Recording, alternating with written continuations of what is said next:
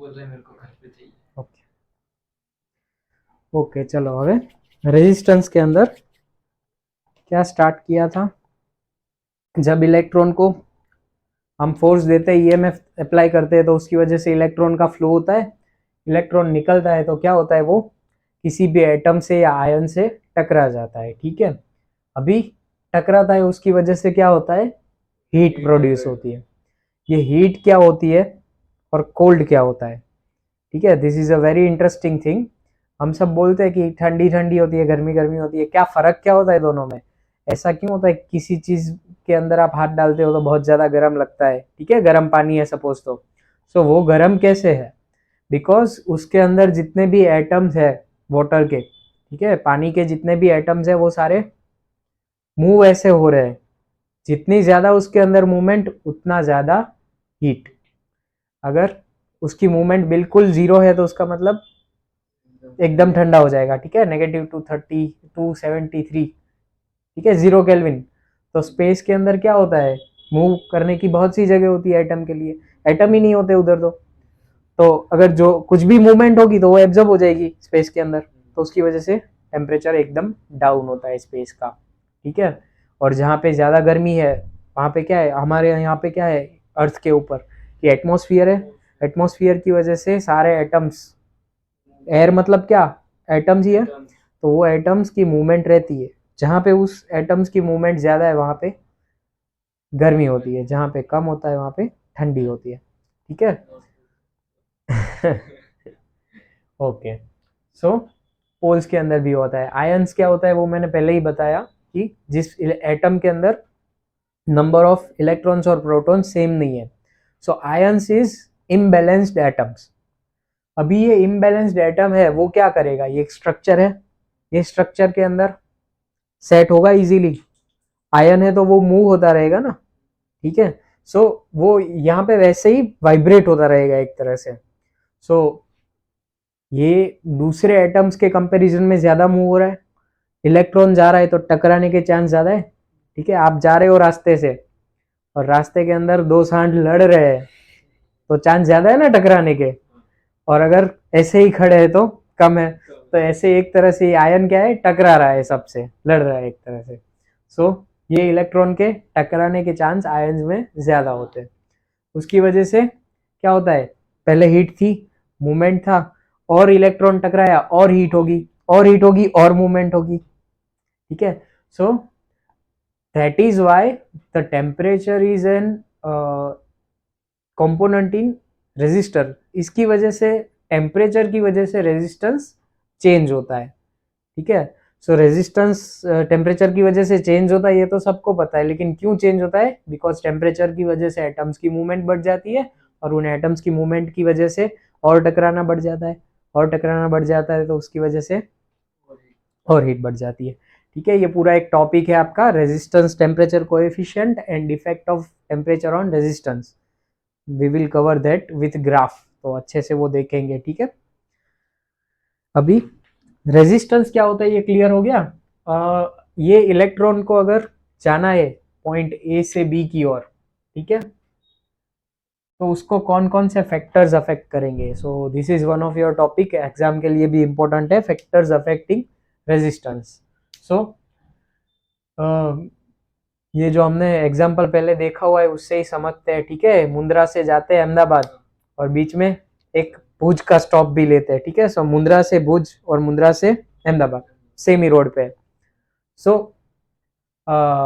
Suppose आप मुंद्रा से जा रहे हो अहमदाबाद के लिए, तो कौन कौन सी चीज आएगी, रेजिस्ट करेगी रास्ते के अंदर, बम्प्स, गड्ढे, ठीक है, स्पीड ब्रेकर, गड्ढे, air, so called road and related parameters, so that depends on roads quality, road अगर अच्छा है तो इजीली पहुंच जाओगे स्मूथली, और अगर रोड के अंदर ज्यादा स्पीड ब्रेकर, ज्यादा गड्ढे है, ठीक है, जैसे यहाँ पे हमारे, हाँ, ज्यादा टोल गेट्स है, तो उसका मतलब क्या होगा, ज्यादा रेजिस्टेंस लगेगा, ठीक है, एक जगह से वहां पे पहुंचने में। और कौन सी चीज अफेक्ट करती है, okay, so one thing is the quality. अभी सिमिलरली इलेक्ट्रिकल के अंदर क्या होता है, क्वालिटी ऑफ मटेरियल डिपेंड्स, ठीक है। सो अगर यहाँ पे मैंने कॉपर यूज किया है तो उसका स्ट्रक्चर एक तरह का होगा, अगर एल्यूमिनियम किया है तो उसका रेजिस्टेंस थोड़ा ज़्यादा होगा, तो उसका थोड़ा डिफरेंट होगा। So that depends on material, कि मटेरियल है उसके अंदर क्रिस्टलाइन स्ट्रक्चर कैसा है कि जिसकी वजह से इलेक्ट्रॉन उसमें इजीली पास होता है या नहीं। सो सबसे कम रेजिस्टेंस होता है जो यूज होता है वैसा मेटल है सिल्वर, ठीक है। तो जो कॉन्टेक्ट्स होते हैं ना, वहां पे यूज होता है सिल्वर का कोटिंग, निकाल मत लेना, ठीक है। सो वो सिल्वर का कोटिंग क्या करता है, कॉन्टेक्ट्स की वजह से कम रेजिस्टेंस प्रोवाइड करता है। तो सिल्वर इज अ मेटल। उसके बाद पॉपुलरली यूज होता है सबसे ज़्यादा कॉपर, ठीक है, और ट्रांसमिशन वगैरह में सबसे ज़्यादा यूज होता है एल्यूमिनियम। सो उन सब चीज़ों पे डिपेंड करेगा कि रेजिस्टेंस क्या है। सो रॉ जिसको हम रेजिस्टिविटी कहते हैं, ठीक है, ये किस पे डिपेंड करती है, मटेरियल पे। ओके, इसके अलावा कौन सा रेजिस्टेंस आएगा, मुंद्रा से भुज जाएंगे और मुंद्रा से अहमदाबाद जाएंगे, किसमें ज्यादा रेजिस्टेंस आएगा, अहमदाबाद में ही ज्यादा आएगा। क्यों, क्योंकि भुज बिल्कुल नजदीक है, ठीक है। सो लेंथ ज्यादा हो गई। So one of the factor is length, की लेंथ अगर ज्यादा है तो रेजिस्टेंस ज्यादा आएगा। सो पहला रेजिस्टिविटी, दूसरा लेंथ, तीसरा थर्ड फैक्टर, तीसरा कौन सा है फैक्टर, 6 लेन रोड बनाया है और एक सिंगल लेन रोड है जिसके अंदर दोनों साइड आते जा रहे हैं, ठीक है। तो एक ऐसा रोड है कि जहाँ पे एक ट्रक यहाँ पे खड़ा है, एक ट्रक यहाँ पे खड़ा है, ये इधर जा रहा है, ये इधर जा रहा है, ठीक है। और एक ऐसा रोड है कि जिसके अंदर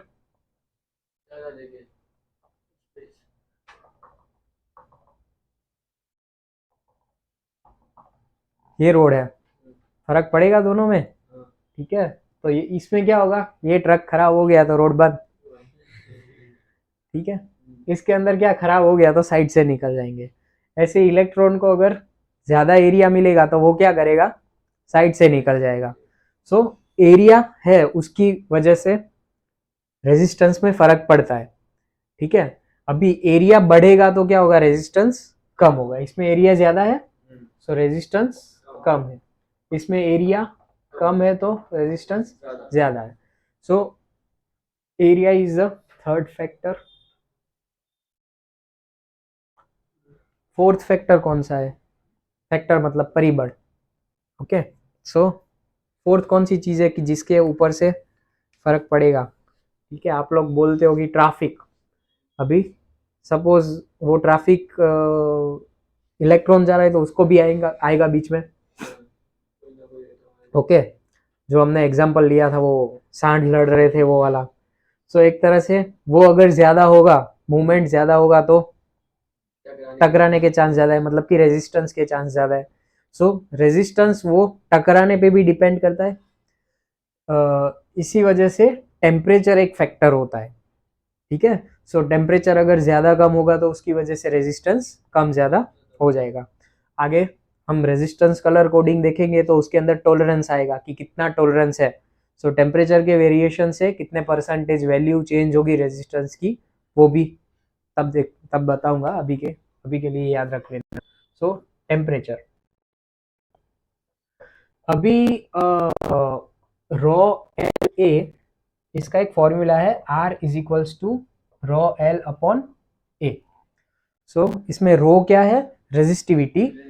रेजिस्टिविटी क्या होता है, किसी भी मटेरियल का 1 मीटर क्यूब या 1 मीटर एरिया और 1 मीटर लेंथ वाला एक है अगर पदार्थ, ठीक है, उसका रेजिस्टेंस क्या होगा, वो रेजिस्टिविटी होती है, ठीक है। So resistivity is unit cross sectional area and unit length का रेजिस्टेंस क्या है ऑफ एनी एलिमेंट,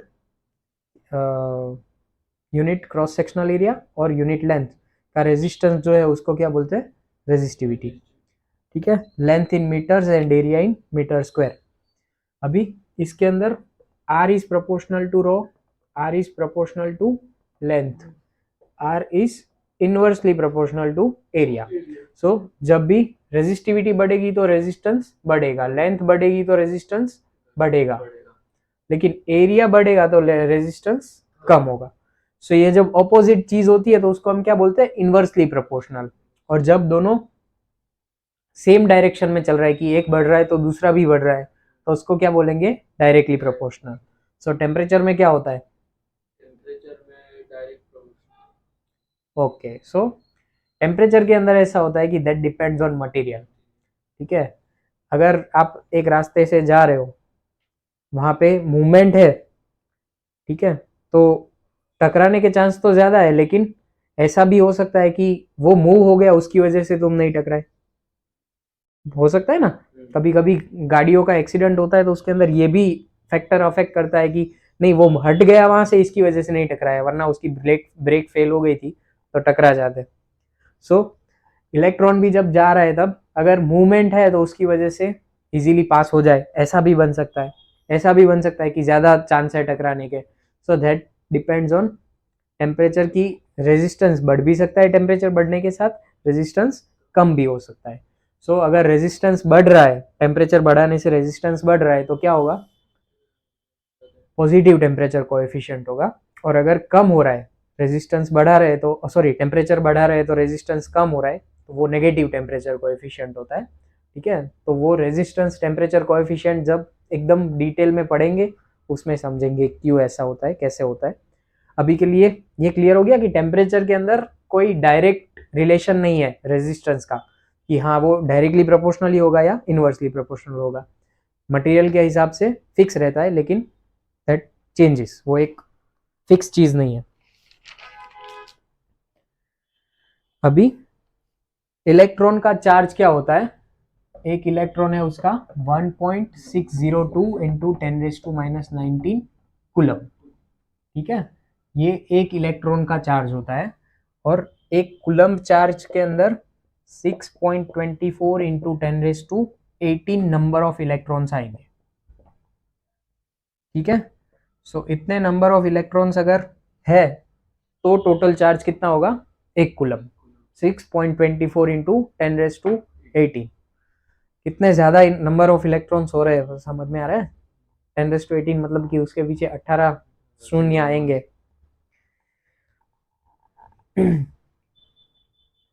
अभी अगर हम ईएमएफ बढ़ाते हैं तो क्या होगा, ईएमएफ बढ़ाते हैं तो ये बढ़ेगा कि नंबर ऑफ इलेक्ट्रॉन कितने जा रहे हैं वो बढ़ेगा। फिर उस इलेक्ट्रॉन, पर्टिकुलर इलेक्ट्रॉन का पोटेंशियल बढ़ेगा कि वो ज्यादा काम कर सकता है, लेकिन ये कांस्टेंट रहता है 1.602 इंटू 10⁻⁻19 सी कूलम। ये फिक्स रहता है कि एक इलेक्ट्रॉन का चार्ज यही रहेगा, ठीक है। सो चाहे कितना भी ईएमएफ दे ये चेंज नहीं होगा, वो पोटेंशियल बढ़ेगा लेकिन चार्ज कांस्टेंट रहेगा। जब हम ईएमएफ बढ़ाते हैं तो नंबर ऑफ इलेक्ट्रॉन्स बढ़ते हैं, नंबर ऑफ इलेक्ट्रॉन्स बढ़ते हैं तो उसकी वजह से जो फ्लो होता है उसको क्या बोलते हैं, करंट। सो इस कंडक्टर के अंदर यहाँ पे ईएमएफ दे रहे हैं, उसकी वजह से इलेक्ट्रॉन्स फ्लो हो रहे हैं, टकरा भी रहे हैं। तो इस पॉइंट के ऊपर से नंबर ऑफ इलेक्ट्रॉन्स पास होंगे, वो कितने नंबर ऑफ इलेक्ट्रॉन्स पास हो रहे हैं, ठीक है, per second. So charge per time, कितना चार्ज पास हुआ per time is called current. So current क्या होता है, चार्ज पर टाइम, ठीक है। So applied EMF forces free electrons to move at low potential region. These electrons carries charge along with them, and the charge is being transferred from one point to other point. ये charge का जो transfer हुआ उसको बोलेंगे current, जिसको हम आई से denote करते हैं, और यूनिट है उसका एम्पियर, कैपिटल ए, ठीक है, कूलम्स पर सेकंड। सो अगर एक कूलम्ब चार्ज एक सेकंड के अंदर पास हो रहा है तो उसका मतलब क्या होगा कि 1 एम्पियर करंट फ्लो हो रहा है, ओके। चलो अभी रेजिस्टेंस जो है उसको हम किस तरह से दिखा सकते हैं। सो रेजिस्टेंस के अंदर आगे भी वैल्यू ऐड करते हैं कि किलो ओम, मेगा ओम, फिर गीगा ओम, ठीक है। तो ये दोनों इंसुलेशन रेजिस्टेंस है, कहीं पे भी अगर इंसुलेशन लगाया है कि जो वायर के ऊपर होता है ना पीवीसी का, सो वो इंसुलेशन कितना है वो मेजर करना हो तो उसकी वैल्यू मेगा एंड गीगा ओम में आएगी। ठीक है, फिर यूनिट वैल्यू क्या है, ओम। ओम के बाद आएगा milli ohm, micro and nano. ठीक है, ये giga, mega, kilo, unit, milli, micro and nano वो क्या होता है?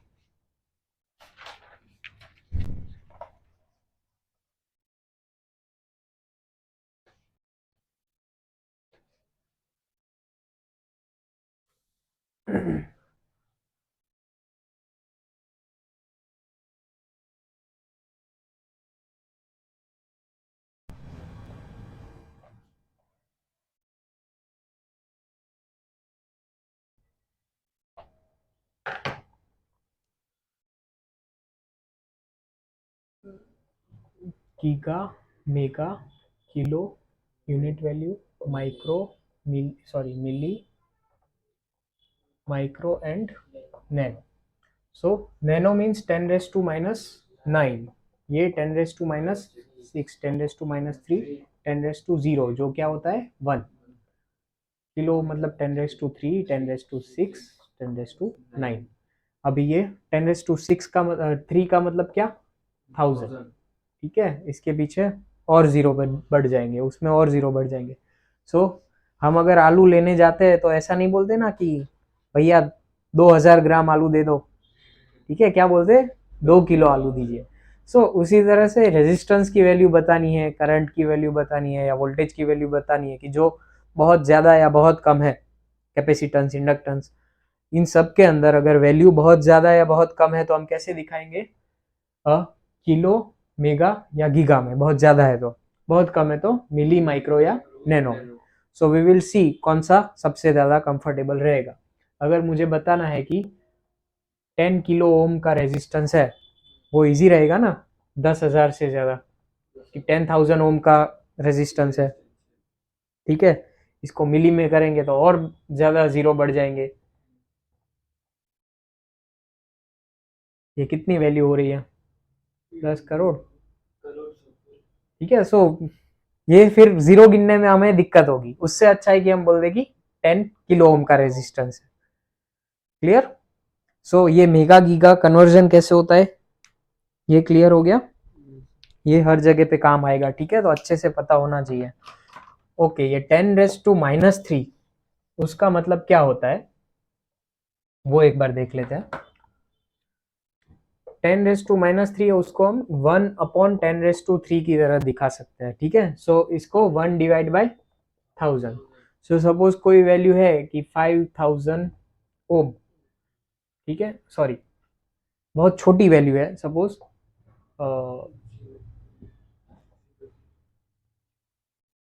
एक मिनट, 5000 मिली ओम में बताया है। ठीक है, 5000 मिली ओम बताया तो उसका मतलब क्या होगा, 5 ओम ही होगा। अभी इसको अगर मुझे मिली से ओम में कन्वर्ट करना है तो क्या करना पड़ेगा, 5000 into 10⁻³ ohm, which is 5000 divide by 1000, 5 बचा। सो ऐसे हमें कन्वर्ट करना होता है किसी भी यूनिट को एक से दूसरे में। ठीक है, सो है तो ये 5 ओम ही, लेकिन उसको अगर मिली में दिखाएंगे तो क्या आ जाएगा, 5000 मिली ओम। क्लियर? चलो, work done will be equal to V into Q. Q क्या है, चार्ज। ठीक है, so V into I T. V into I क्या होता है, पावर होता है। ठीक है, सो ये पावर इंटू टाइम, जो एनर्जी भी वही होती है, एनर्जी की डेफिनेशन वही है, power into time. Okay, so let's see power. Power क्या होता है, पावर की डेफिनेशन। ठीक है, ये डेफिनेशंस आएगी, work done, power, energy, conductance क्या होता है, कंडक्टर, इंसुलेटर, सेमीकंडक्टर क्या होता है, फिर रेजिस्टेंस, इंडक्टेंस, कैपेसिटेंस, इसकी डेफिनेशंस आएगी। और ये सब बेसिक कॉन्सेप्ट्स है, ये अभी क्लियर हो गए तो आगे उनसे खेलने में मजा आएगा कि क्या हो रहा है। ठीक है, वरना नहीं आएगा। तो अभी से इसके अंदर कुछ डाउट है तो पूछ लेना है। खाली क्यों?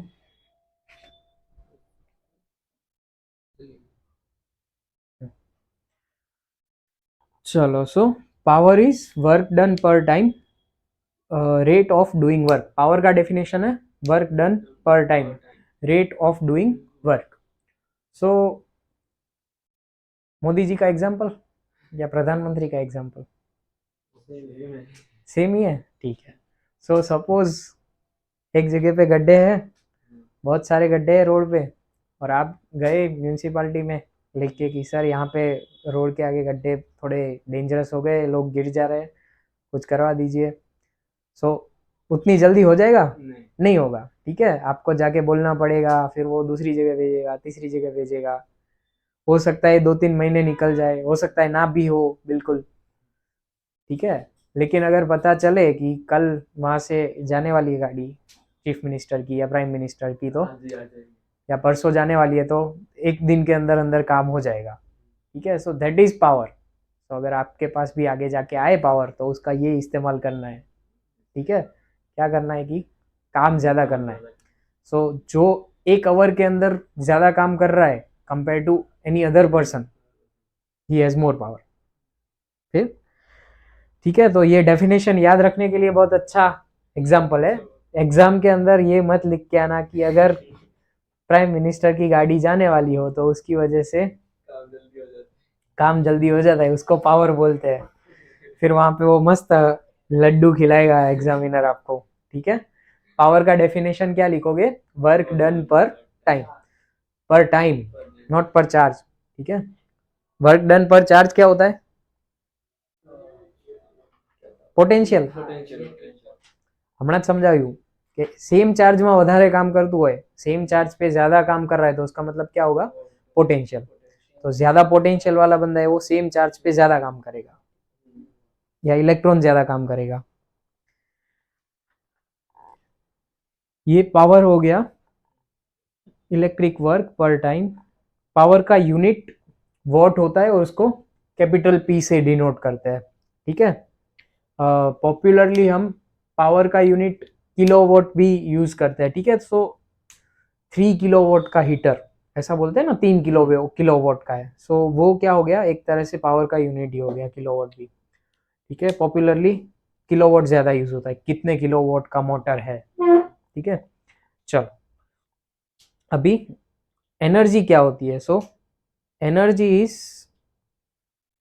टोटल वर्क डन, कितना काम हुआ, ठीक है, वो एनर्जी होता है. दोनों सेम ही बात है, बस कॉन्सेप्ट अलग अलग है दोनों के. एक के अंदर कितना ड्रॉ हो रहा है उसके ऊपर है, और एक के अंदर कितना काम हो रहा है वो बता रहा है, ठीक है.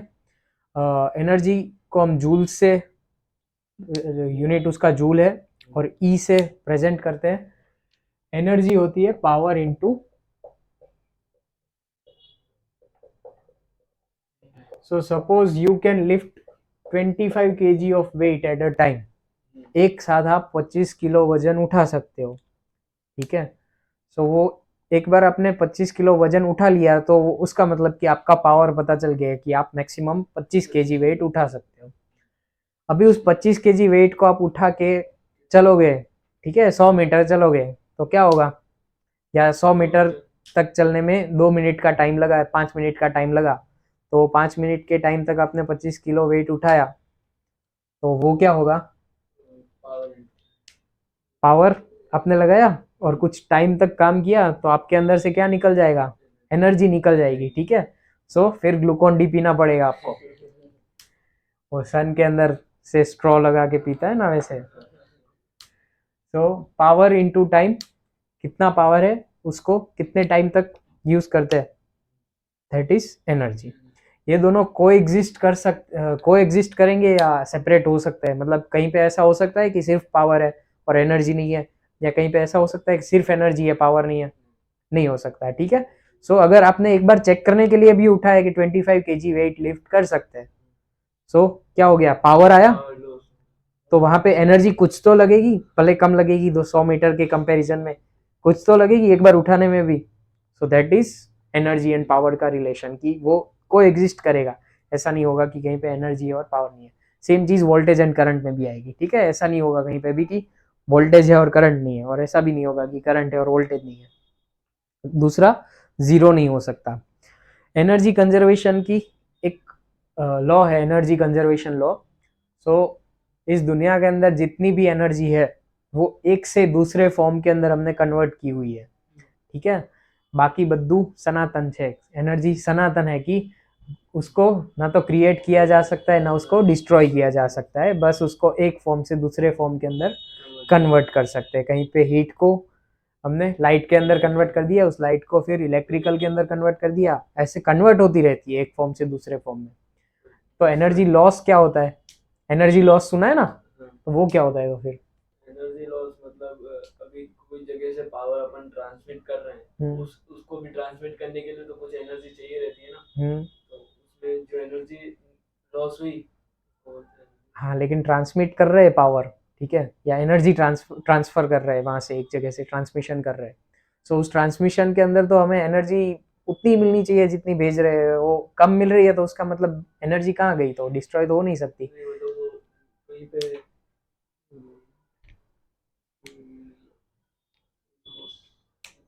ओके, सो सपोज मैंने एक बल्ब लगाया, बल्ब का काम क्या है? लाइट प्रोवाइड करना। सो बल्ब लाइट प्रोवाइड करता है, that is my required form, desired form. कि बल्ब का काम क्या है? लाइट जनरेट करे। बल्ब का काम ये नहीं है कि वो हीट जनरेट करे, लेकिन अगर हीट जनरेट नहीं करेंगे तो लाइट जनरेट नहीं होगी, इज इनएविटेबल, उसको नहीं हटा सकते। तो उसकी वजह से क्या है कि अनडिजायर्ड फॉर्म में अगर एनर्जी का कन्वर्जन हो गया तो वो एनर्जी लॉस हो गई, ठीक है। अगर मेरा बल्ब वहां पे लगा है, वो गर्म हो रहा है, या ट्यूबलाइट है वो गर्म हो रही है, तो उसको मैं यूज तो कर नहीं सकता किसी भी तरह से, सो that is loss of energy, ठीक है। तो एनर्जी कन्वर्जन लॉ का लागू पड़ेगा उसके अंदर पूरा, कि एनर्जी है वो डिस्ट्रॉय भी नहीं होगी और क्रिएट भी नहीं होगी, लेकिन दूसरे फॉर्म में कन्वर्ट हो जाएगी, जिस फॉर्म में मुझे चाहिए उसमें नहीं होगी। तो वो जो दूसरे फॉर्म में कन्वर्ट हो रही है वो एनर्जी लॉस होगी, ठीक है। ये एग्जाम्पल से समझ में आ गया ना, बल्ब के एग्जाम्पल से। Okay, so that is energy conservation law and clarity of energy loss. ये एनर्जी लॉस क्या होता है? अभी तीन चीजें आपने अभी पहले ही सुनी कि कंडक्टर, इंसुलेटर्स एंड सेमीकंडक्टर्स। सो पहले कंडक्टर्स एंड इंसुलेटर्स समझ लेते हैं। कंडक्टर क्या होता है कि कोई भी ऐसा मटेरियल कि जो इलेक्ट्रिसिटी को बहुत इजीली पास होने दे, ठीक है, इलेक्ट्रिक करंट को बहुत इजीली पास होने दे, वो कंडक्टर होता है। इंसुलेटर क्या होता है कि जो इलेक्ट्रिक करंट को बहुत ज़्यादा रेजिस्टेंस दे, या बिल्कुल पास न होने का ट्राई करे कि उसके अंदर से बिल्कुल करंट पास नहीं हो, उसको इंसुलेटर बोलते हैं, ठीक है। So the insulator is which extremely resist flow of electrons या flow of electrical energy. Semiconductors क्या होता है कि वो ना तो अपोज करते हैं डायरेक्टली, ना इजीली पास होने देते हैं, ठीक है। सो इंसुलेटर्स की तरह वो बहुत ज़्यादा रेजिस्टेंस दे ऐसा भी नहीं है, और ऐसा भी नहीं है कि वो बहुत इजीली पास होने दे। सो सेमीकंडक्टर जो होता है उसका हम यूज़ करते हैं डायोड एंड इलेक्ट्रॉनिक जो डिवाइसेस होते हैं सारे उसके अंदर। सो वो आप थर्ड सेमिस्टर में आपका आएगा इलेक्ट्रॉनिक्स कंपोनेंट एंड सर्किट, उसमें बहुत अच्छे से पढ़ोगे एनर्जी लेवल क्या होता है सेमीकंडक्टर के अंदर, वैलेंस बैंड, कंडक्शन बैंड के एग्जांपल से, ठीक है। तो अभी के लिए बस इतना याद रखना है कि वो इजीली ना पास होने देता है, ना इजीली ना बहुत ज़्यादा अपोज करता है। डिफरेंस क्या होता है अभी कंडक्टर और इंसुलेटर के अंदर मेन? सपोज एक कंडक्टर है और दूसरा एक इंसुलेटर है, ये कंडक्टर, ये इंसुलेटर, इसके अंदर बहुत सारे एटम्स है, इसके अंदर भी बहुत सारे एटम्स है, वो तो दोनों में होंगे, ठीक है। ये जो राउंड मैंने बनाया वो समझ लो कि वो वैलेंस बैंड है, ठीक है। सो सबसे आउटर मोस्ट बैंड, कक्षा, नया न्यूक्लियस। तो यहाँ से जो इलेक्ट्रॉन निकलेगा उसको क्या होगा? कंडक्शन बैंड में अगर गया, यानी मतलब कि दूसरे इलेक्ट्रॉन्स के, दूसरे एटम्स के पास से वो निकल जाएगा ऐसे, ठीक है। तो क्या होगा, यहाँ पे दूसरा अगर एटम है, उसके अंदर दूसरा इलेक्ट्रॉन आ गया यहाँ पे, तो अगर इसको एनर्जी दूंगा तो भी ये जा पाएगा? इलेक्ट्रॉन इलेक्ट्रॉन को अपोज करेगा, ठीक है। सिमिलर है दोनों तो अपोज करेंगे, अगर डिसिमिलर है तो अट्रैक्ट करेंगे। सो इधर ये इलेक्ट्रॉन उसको अपोज कर रहा है, इधर जाने का ट्राई करेगा तो यहाँ पे भी एक और इलेक्ट्रॉन है, वो भी ओपोज कर रहे हैं। ओके, लेकिन अगर ये हमारा कंडक्टर है ना, चलो तो पहले इंसुलेटर देख लेते हैं, ठीक है। इंसुलेटर ऐसा मटेरियल होता है कि जिसके अंदर एटम्स की आउटर मोस्ट बैंड के अंदर, वैलेंस बैंड के अंदर 4 से ज्यादा नंबर ऑफ इलेक्ट्रॉन्स हो, ठीक है, और इसके अंदर 4 से कम होते हैं, less than 4 number of electrons. So number of electrons इसके अंदर सपोज 6 है,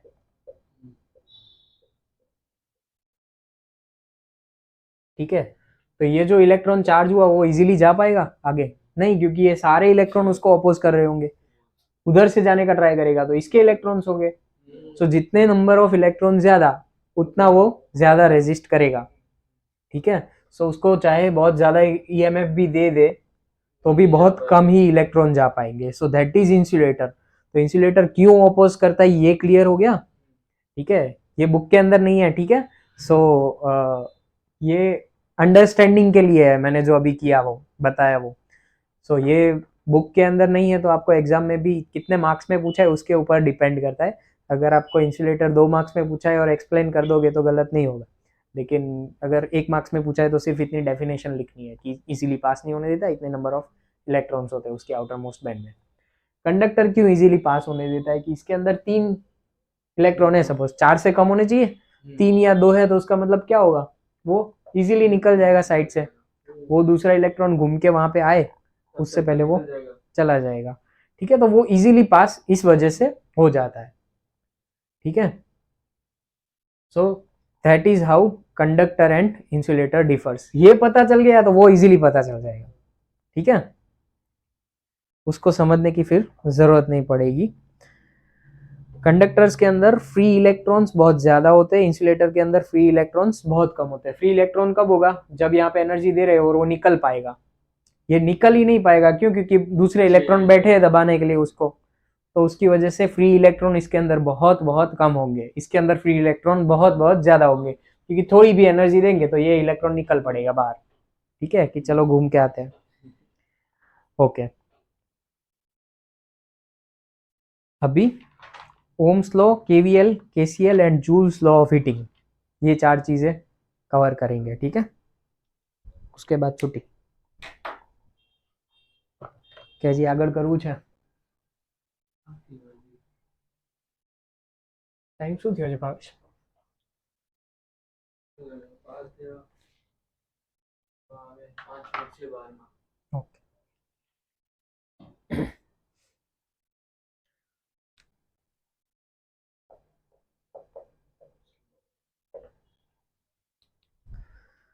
ओम्स लॉ क्या स्टेट करता है, ठीक है, तो इसको 3 अलग अलग तरह से हम बोल सकते हैं, बोलना है तो। जनरली किसी भी इलेक्ट्रिकल के स्टूडेंट को पूछते हैं कि ओम्स लॉ क्या होता है, तो वो ऐसे बोलता है कि V is equals to I R, V upon I is equals to R, या V upon R is equals to I, ठीक है। ये 3 चीज की ये 3 फॉर्मूला के हिसाब से वो बोल सकता है। आपने अगर ये एक भी याद रख लिया है तो उसके हिसाब से ये बन जाएगा, आई को उधर जाने दिया, और इसी के हिसाब से ये भी बन जाएगा कि आर और आई को एक्सचेंज कर दिया, ठीक है, V अपॉन आर और आई। तो ये दोनों याद रखने की जरूरत नहीं है, इसके ऊपर से ये दोनों बन जाएंगे, और ये याद है तो, या ये याद है तो उसके ऊपर से डेफिनेशन बन जाएगी, ठीक है। सो 2 मेन डेफिनेशन है इसकी, कि वोल्टेज और करंट का जो रेशियो होगा वो एक कांस्टेंट रहेगा, और वो कांस्टेंट रेजिस्टेंस आर के जितना होगा। या ऐसे भी बोल सकते हैं कि किसी भी सर्किट के अंदर से कितना करंट फ्लो होगा, वो उसको कितना वोल्टेज दिया है और उस सर्किट का कितना रेजिस्टेंस है, इन दोनों का रेशियो होगा, उसके हिसाब से होगा, ठीक है, उतना करंट इसके अंदर से फ्लो होगा। सो कितने एम्पियर करंट फ्लो होगा, that depends on how many voltage is applied and how much resistance is there in the circuit।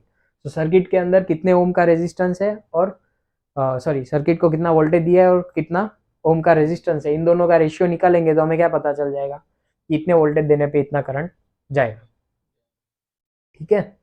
सो इतना सिंपल है एकदम, बस इसको लिखना आना चाहिए। और लिखना आप में से मैंने बहुत से लोगों की बुक चेक की है कि नहीं आता है अच्छे से, ठीक है, टेस्ट के अंदर वगैरह में। सो जर्नलिंग करने की एक प्रैक्टिस करो कि भले ही कितनी भी बेकार बातें हो, रोज का लिखो, 1 पेज लिखो बस कि आज ये किया था, आज वो किया था, आज यहाँ पे गए थे, ये खाया था, ये पिया था। ये जैसे जैसे आप इम्प्रूव करते जाओगे लिखना, ठीक है, और ज़्यादा अच्छे से लिखना चालू कर दोगे, किसी अच्छे इंसान का ब्लॉग वगैरह पढ़ोगे तो उसके अंदर भी पता चल जाएगा कि कैसे लिखना होता है, या बुक्स पढ़ोगे नॉन एजुकेशनल, मतलब कि हमें पढ़ाई के अलावा वाली भी बुक्स होती है ना, वो पढ़ोगे तो उसके अंदर से भी पता चलेगा कि कैसे एक्सप्रेस करना है अपने आप को अच्छे से। सो ये कॉन्सेप्ट क्लियर हो जाए, उसके बाद उसको लिखना अच्छे से आना चाहिए। और वो कैसे आएगा? प्रैक्टिस से। तो लिखना चालू कर देना, ठीक है, 2-3 बुको भरी नाखवानी। ओके, अभी ओम्स लॉ की कुछ लिमिटेशंस है, ठीक है। ग्राफ के हिसाब से देखें तो करंट आई और वोल्टेज वी, वोल्टेज बढ़ाएंगे वैसे वैसे करंट बढ़ेगा, और ये एक लीनियर रेजिस्टेंस का हमें ग्राफ मिलेगा, ठीक है। इन दोनों का रेशियो करेंगे तो रेजिस्टेंस का मिलेगा। तो ये जो वैल्यू है वो कांस्टेंट रहेगी कि जैसे जैसे वोल्टेज बढ़ रहा है वैसे वैसे करंट भी बढ़ रहा है। इसकी एक लिमिटेशन होती है कि अगर कोई डिवाइस है कि जो नॉन लीनियर है, जैसे कि एनर्जी स्टोरेज करते हैं वैसे डिवाइस, कैपेसिटर और इंडक्टर, आगे डिटेल में पढ़ेंगे, तो वो डिवाइस के अंदर ओम्स लॉ काम नहीं करेगा। सो लिमिटेशंस ऑफ ओम्स लॉ, ठीक है। लिमिटेशंस कौन कौन सी है? सो नॉन लीनियर डिवाइस नहीं काम करता है, जैसे कि कैपेसिटर, इंडक्टर, दूसरे डायोड और ट्रांजिस्टर। सो ये सब डिवाइस क्या होते हैं? नॉन लीनियर डिवाइस होते हैं, डायोड, ट्रांजिस्टर वगैरह। कैपेसिटर, इंडक्टर भी एनर्जी स्टोरेज वाले डिवाइस होते हैं, तो उसके अंदर भी काम नहीं करता है। सो ओम्स लॉ किसमें अच्छे से काम करेगा? एक सिर्फ रेजिस्टेंस के अंदर ही। उसकी भी एक और लिमिटेशन आ जाएगी, ठीक है। सो वो भी बताता हूँ मैं। एक और लिमिटेशन है इसकी कि टेम्परेचर सेंसिटिव है।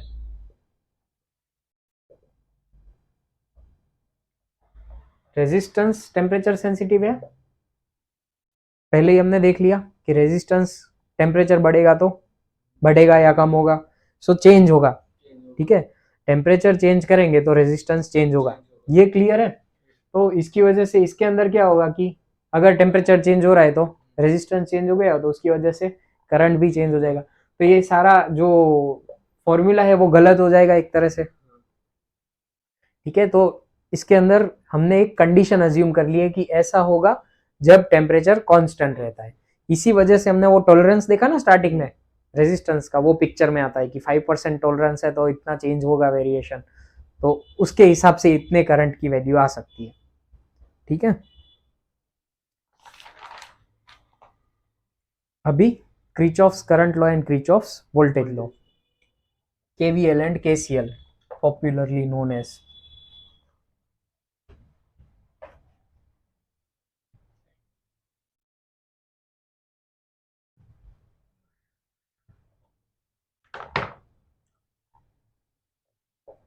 केसीएल के अंदर क्या होता है कि सपोज एक नोड या जंक्शन है, ठीक है, सेकंड चैप्टर में है सबकी डेफिनेशन, नोड जंक्शन दोनों में क्या डिफरेंस है वो, लेकिन अभी फिर भी मैं बता देता हूँ कि कोई भी एक पॉइंट है कि जहाँ पे दो या उससे ज्यादा, अगर दो दो ही है तो ये एक नोड हुआ यहाँ पे, ठीक है।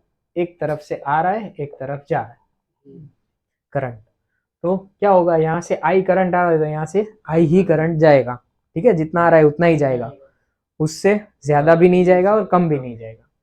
सेम चीज अगर मल्टीपल पाथ्स है, ठीक है, ज्यादा चीजें आ जा रही है, तो क्या होगा, I1, I2, I3, I4, I5, ये अलग अलग मैंने नाम दे दिए करंट को।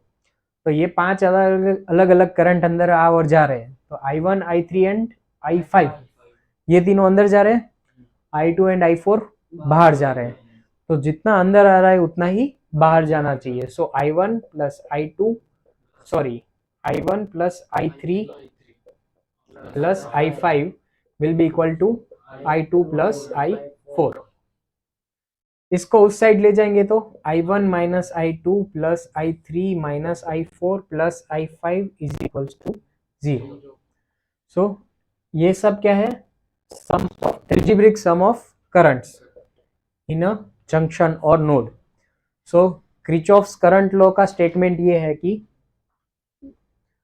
sum of algebraic sum of all currents in a node or junction will be equal to 0।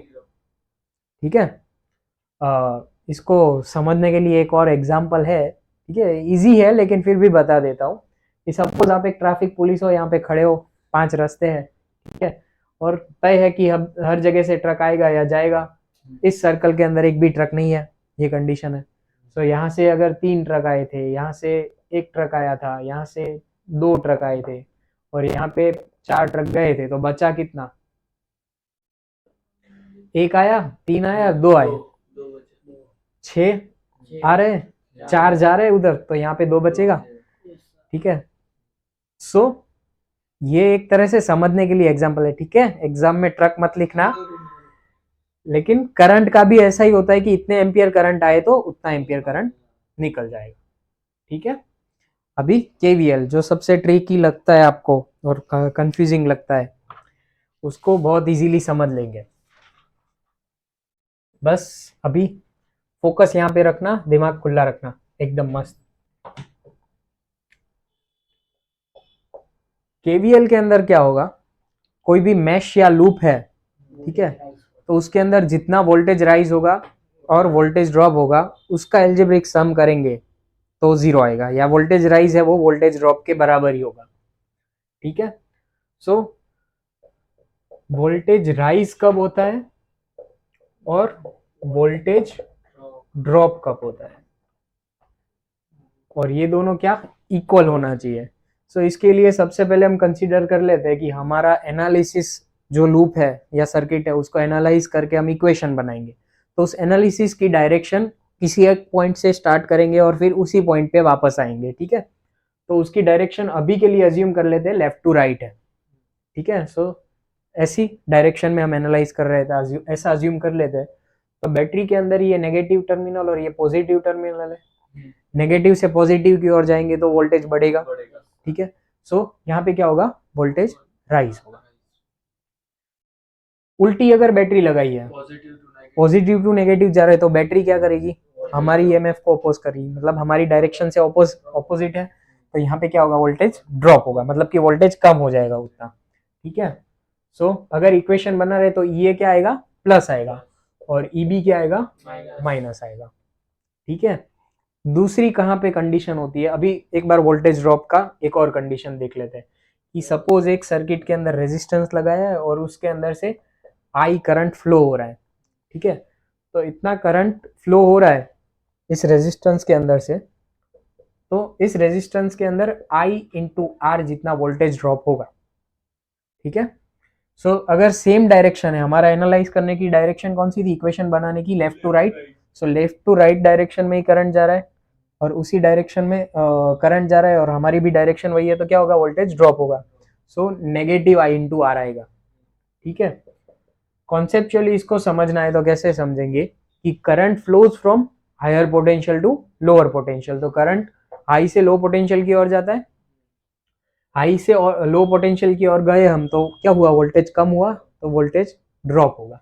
इसको अगर उल्टा कर दे, ठीक है, यहाँ पे ये रेजिस्टेंस लगा है, ये करंट आई इस साइड जा रहा है, हम इधर एनालाइज कर रहे हैं, तो हम जिस पोटेंशियल पे थे वो क्या था, कम था, क्योंकि करंट उस साइड आ रहा था। हम इधर आएंगे तो क्या होगा, पोटेंशियल बढ़ जाएगा।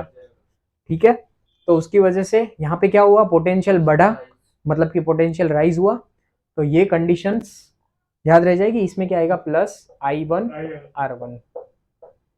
ठीक है, 1 1 नाम दे देते, so negative IR, positive I1 R1, EMF rise होगा, नेगेटिव ईबी में ड्रॉप होगा।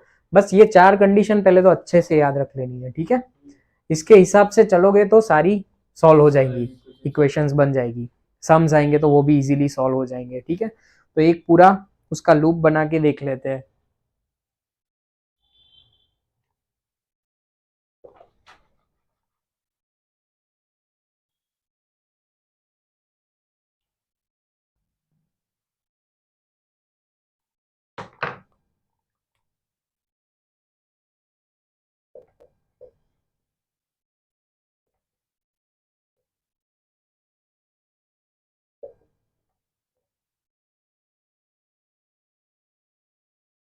ठीक है, यहाँ पे जो मैंने बनाया है इसके अंदर